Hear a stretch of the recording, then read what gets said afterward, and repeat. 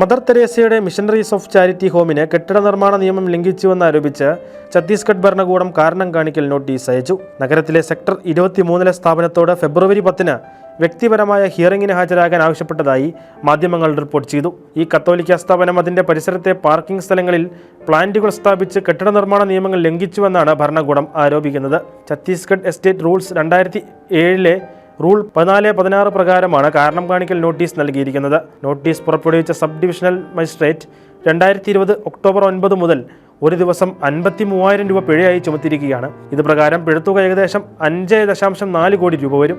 നോട്ടീസിൽ പറയുന്നതനുസരിച്ച് പ്രധാന ഗേറ്റിന്റെ വലതുവശത്തുള്ള 900 ചതുരശ്ര അടി പാർക്കിംഗ് ഏരിയ ലാൻഡ്സ്കേപ്പിംഗ് കൊണ്ട് മൂടിയിരിക്കുന്നു. അതുപോലെ ഇടതുവശത്ത് 16,800 ചതുരശ്ര അടി വിസ്തീർണമുള്ള മറ്റൊരു പാർക്കിംഗ് ഏരിയയും ലാൻഡ്സ്കേപ്പിംഗ് കൊണ്ട് മൂടിയിരിക്കുന്നു. ഈ നിയമലംഘനത്തിന് ഒരു ചതുരശ്ര അടിക്ക് പ്രതിദിനം 3 രൂപ വീതം ഒരു ദിവസം ഏകദേശം 53,000 രൂപ വരും.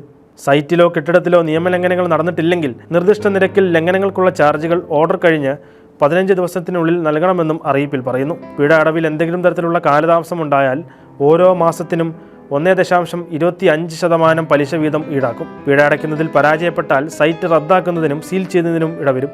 ചെറിയ ചെടികൾ നടുന്നതും പൂച്ചട്ടികൾ സൂക്ഷിക്കുന്നതും നിയമലംഘനമായി കണക്കാക്കാനാവില്ല. നോട്ടീസ് സാധുതയുള്ളതല്ലെന്ന് വ്യക്തമാക്കി വിഷയത്തിൽ ഇടപെടാനും നോട്ടീസ് പിൻവലിക്കുന്നതിന് ആവശ്യമായ നിർദ്ദേശങ്ങൾ നൽകാനും അഡ്മിനിസ്ട്രേറ്ററോട് അഭ്യർത്ഥിച്ചതായി അഭിഭാഷകനും സാമൂഹിക പ്രവർത്തകനുമായ രാമൻ വാലിയ പറഞ്ഞു.